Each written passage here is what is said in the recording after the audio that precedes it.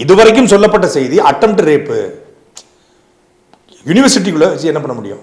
அப்படிதான் நம்ம நினச்சிக்கிட்டு இருந்தோம். ஸோ ஏதோ ஒன்று இது பண்ண தொட்டாம மொலாஸ் பண்ணியிருக்கான். ஆனால் நேற்று வருது பாலியல் வன்கொடுமைன்னு வருது. ரேப் பண்ணியிருக்காங்க அவன். இவ்வளோ பெரிய ஒரு அக்யூஸ்டை நீங்கள் ரேப் பண்ணியிருக்காங்கன்னா அவனுக்கு அந்த துணிச்சல் எப்படி வரும்? ஒருத்தர் மட்டும் பண்ணலங்கிறத இப்போ கேள்வி. மே மாதம் 14ஆம் தேதி இன்னொரு எஃப்ஐஆர் அவன் மேலே சிபிசிஐடி போடுறாங்க. அந்த எஃப்ஐஆரில் ஏற்கனவே இதே போல் இன்னொரு பெண்ணை அண்ணா யூனிவர்சிட்டியில் வச்சு அவன் பாலியல் வன்கொடுமை பண்ணியிருக்கான், ரேப்பு.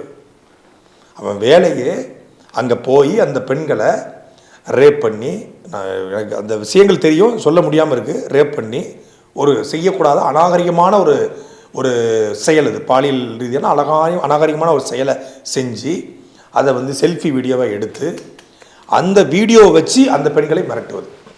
இந்த வீடியோவை ஒரு பர்டிகுலர் வாட்ஸ்அப் குரூப்பில் அவன் போட்டிருக்கான். அதுக்குன்னு ஒரு குரூப் வச்சுருக்காங்க கோட்டூர்புரத்தில். அவன் யாரையுமே விசாரிக்கலையே, அவன் யாருமே அக்யூஸ்ட் இல்லையா? எல்லாம் அக்யூஸ்ட் தான். அப்புறம் நடராஜனும் அக்யூஸ்ட் தானே? அப்படி பார்த்தா நடராஜனோ சம்திங் யாரோ அந்த கேட் கீப்பரை தூக்கணுமா இல்லையா? எப்படி உள்ளே போனான்? சிசிடிவி ஏங்க